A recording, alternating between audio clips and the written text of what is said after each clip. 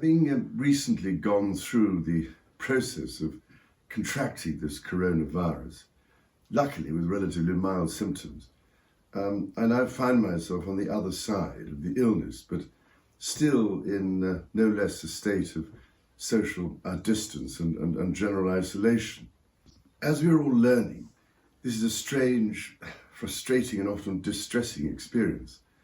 when the presence of family and friends is no longer possible and the normal structures of life are suddenly removed.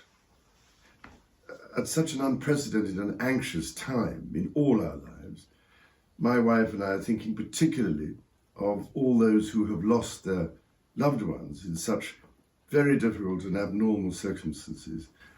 and of those having to endure sickness, isolation and loneliness. As patron of Age UK and my wife the patron of Silverline, our hearts go out to all those older people throughout this country who are now experiencing great difficulty. However, we also know that in every community up and down this land,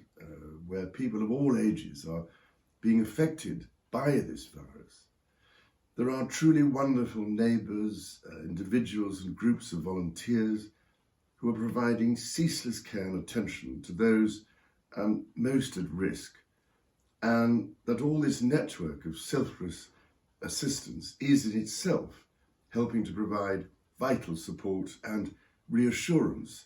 to the hard-pressed professional services. And at a time when doctors, nurses and all the vital ancillary staff that form the backbone of our remarkable NHS are increasingly under such enormous strain and risk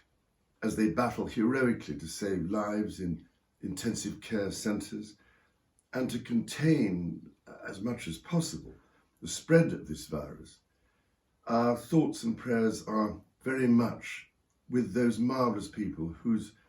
extraordinary skills and utter selfless devotion to duty and the care of their patients make us so very proud. Indeed, it has been so wonderful to see just how many across the United Kingdom have signed up in their hundreds of thousands to be NHS volunteers, offering their help to do whatever they can to provide support to those on the front line. It is clearly essential, therefore, that such key people are treated with special consideration when coming off their exhausting duties and trying to do their shopping, for instance, while having to contend with constant anxiety about their own families and friends. In this regard, we also think of all those many shop workers who are toiling as hard as they can throughout each and every night to keep supermarket shelves stocked, a further emergency service on which we are all relying. As a nation, we are faced by a profoundly challenging situation, which we are only too aware threatens the livelihoods, businesses and welfare of millions of our fellow citizens. None of us can say when this will end, but end it will.